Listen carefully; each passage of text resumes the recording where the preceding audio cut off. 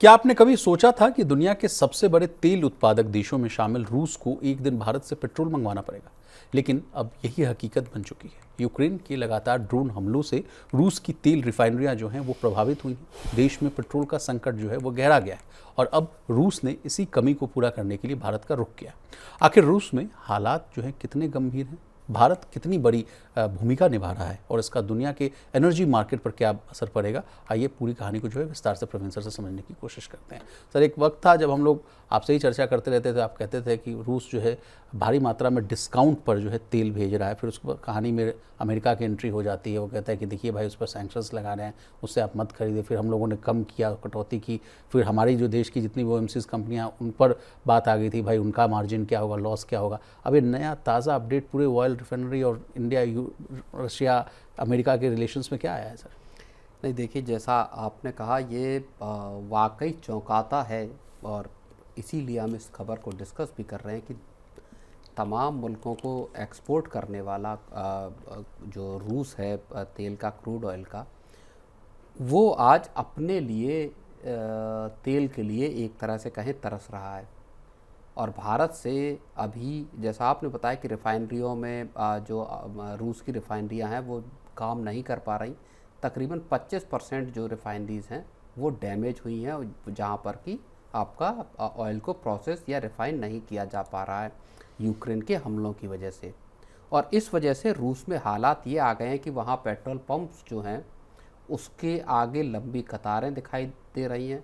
सरकार को तेल की राशनिंग करनी पड़ रही कि साहब आप एक सर्टेन क्वांटिटी से ज़्यादा नहीं ले सकते। गैसोलीन, जिसको पेट्रोल बोलते हैं, उसकी कीमतों में असाधारण तेज़ी देखी गई है रूस में जी।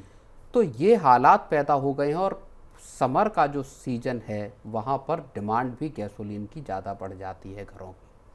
तो ऐसे हालात जब रूस में पैदा हुए हैं तो रूस को अब मजबूरन दुनिया के तमाम मुल्कों से तेल लेना पड़ रहा है, जिनमें भारत भी शामिल है, रिफाइंड ऑयल। और अब आप समझिए कि भारत से 60,000 जो टन है वो जा चुका है। माना ये जा रहा है कि 30,000 टन और 40,000 टन के 2 शिपमेंट और भेजे गए हैं, 70,000 टन के। तो ये एक, और अगर आप देखेंगे तो पर डे 4 लाख जो टन जो आपका ऑयल है, रिफाइंड ऑयल है, उसकी ज़रूरत रूस को डेली पड़ती है इस सीजन में। लेकिन सर, यहीं से एक मौजूद सवाल आता है, जो भी व्यूअर हमारे इस प्रोग्राम को देख रहे होंगे, कि वो कह रहे होंगे कि भारत तो खुद जो है तेल पर जो है दूसरे मुल्कों से डिपेंडेंट है। 85 to 89% के आसपास हमारी डिपेंडेंसी जो है अन्य मुल्कों पर है। जब हम ही बाहर से मंगा रहे हैं तो हम कहाँ से फिर रूस को दे पा रहे हैं? नहीं, देखिए, भारत में जो, अच्छा, इसमें कहानी में एक बात और भी महत्वपूर्ण है, कौन सी रिफाइनरी रूस को ये तेल एक्सपोर्ट कर रही है? जी। पेट्रोल कौन सी रिफाइनरी, इसका पता नहीं चला कि कौन सी रिफाइनरी है, किस कंपनी की वो रूस को ऑयल एक्सपोर्ट कर रही है। लेकिन भारत के पास रिफाइनिंग की कैपेसिटी है, अच्छी खासी कैपेसिटी देख लीजिए, चाहे तमाम जो दूसरी कंपनियां हैं, इंडियन ऑयल देख लीजिए, बाकी रिफाइनिंग की कैपेसिटी भारत के पास है। भारत की ज़रूरत के बाद का तेल सारा ये कंपनियां एक्सपोर्ट कर देती है। भारत से डीजल एक्सपोर्ट और आप समझिए कि पेट्रोल एक्सपोर्ट अच्छी खासी तादाद में होता है।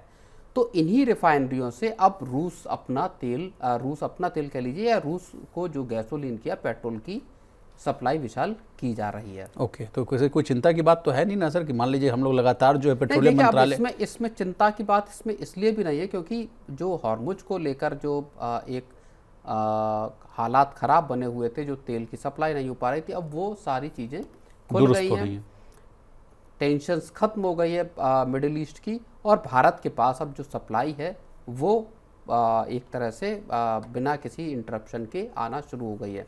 तो पर्याप्त मात्रा में तेल आ रहा है, और ऐसे में जो और इनफैक्ट रूस से भी तेल आ रहा है। जून में रूस भारत का सबसे बड़ा जो ऑयल एक्सपोर्टर रहा, क्रूड ऑयल का। जी, 4.93 मिलियन जो है बैरल प्रतिदिन जो है कच्चा तेल आयात किया गया है सर। बिल्कुल। और इसमें से लगभग जो है 2.6 से लेकर 2.7 मिलियन बैरल प्रतिदिन रूस से आया भी है सर। रिकॉर्ड हाई पे पहुंच गया रूस से भारत को जो इम्पोर्ट। तो ये डिस्काउंटेड प्राइस पे ही आ रहा होगा सर, कि नहीं अब वो उतना डिस्काउंट नहीं रहा? अब डिस्काउंट नहीं रहा, अब तकरीबन मार्केट प्राइस पर रूस तेल को की सप्लाई कर रहा है। तो क्या सर इस मौके का फ़ायदा नहीं उठाना चाहिए था कि मान लीजिए आपके यहाँ स्कैरसिटी है तो भाई आप थोड़ा डिस्काउंट पर मुझे दो क्रूड ऑयल? नहीं, स्कारसिटी रिफाइनिंग में है, लेकिन रूस दुनिया के तमाम मुल्कों को भेज रहा है क्रूड, और उसमें भारत से चूंकि रिफाइन किया हुआ तेल जा रहा है, तो ऐसे में जो पेट्रोल का चूंकि प्राइस आप प्रीमियम पे लेते हैं क्रूड के मुकाबले, तो वहाँ से जाहिर तौर पर फ़ायदा देश को और हो अब रहा होगा। इसका जवाब ये भी हो सकता है सर कि भारत और रूस के बीच में अच्छे संबंध भी रह चुके हैं, और अगर डेटा की बात की जाए सर, तो भारत के तेल आयात में रूस की हिस्सेदारी अगर देखनी हो सर, तो 2022-23 में ये जो है 21.6% के आसपास था। ये 23-24 में बढ़कर जो है 36% यानी 35.9% के आसपास आया, और 24-25 में ये बढ़कर जो है 35.8 के आसपास आया। तो माना जाए कि सर रूस भारत का जो सबसे बड़ा जो है कच्चा तेल का सप्लायर बना हुआ है। तो सर अब इसी बीच वॉर की भी बात हो रही, तो सर वॉर पर भी लेटेस्ट अपडेट आपसे ले लेते हैं। क्या अब हालात यहाँ ठीक हो रहे हैं, जैसा आपने अपने संबोधन में कहा, तो क्या वहाँ स्थिति फिर से बिगड़ती हुई नजर आ रही है रशिया और यूक्रेन के बीच में? नहीं, नहीं, कहा जा रहा है कि ड्रोन से अटैक हो रहा है, रशिया और इसलिए यूक्रेन के बीच में लड़ाई लगातार चल रही है। रूस लॉन्ग रेंज के जो मिसाइल अटैक हैं उसको लगातार कर रहा है एक बात, यूक्रेन अपनी तरफ से अटैक कर रहा है। अभी एक इंटरव्यू में रूस के राष्ट्रपति ने ये जरूर कहा है कि जो भी पीस का प्रस्ताव है उसके लिए हम तैयार हैं, उस पर अमेरिका का जो शांति का प्रस्ताव है उस पर हम सहमत हैं। तो क्या आने वाले वक्त में रूस और यूक्रेन के बीच भी लड़ाई रुकती हुई दिख सकती है? एक बड़ी बात यहाँ पर विशाल ये भी है, हॉर्मुज को लेकर एक छोटी सी एक दिक्कत दिखाई ये देती है कि ओमान और ईरान दोनों देश मिलकर एक जो तेल का जो पैसेज है उस पर एक टोल लगाने के लिए अभी भी कोशिशें कर रहे हैं।